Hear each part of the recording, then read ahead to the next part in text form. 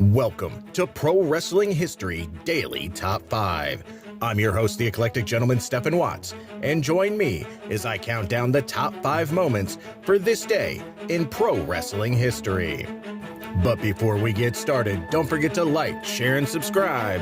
And without further ado, let's get our wrestling history on. Number 5, 1961. Rhonda Singh is born. After training with Mildred Burke, she wrestled in Japan under the name Monster Ripper. In 1987, she returned to Canada and began working with Stampede Wrestling, where she was their first Stampede Women's Wrestling Champion. In 1995, she worked with the WWF as Bertha Faye, winning the WWF Women's Championship. Number 4, 1951. Dos Caras is born.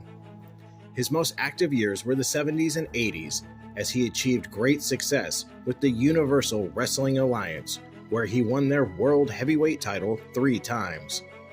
He is often called the greatest heavyweight ever to come out of Mexico. Number 3, 2010. The WWE hold their Elimination Chamber pay-per-view, which featured a bizarre pyrotechnic mishap as The Undertaker's trench coat caught on fire as he was making his entrance.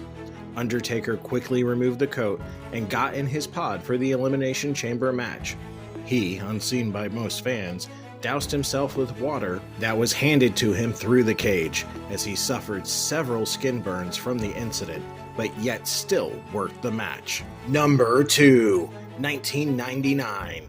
WCW holds Super Brawl 9 in Oakland, California. The show saw Rey Mysterio lose his mask in a tag team match with Kevin Nash. Several days later, Mysterio was scheduled to have a mask versus mask match with Psychosis in Mexico.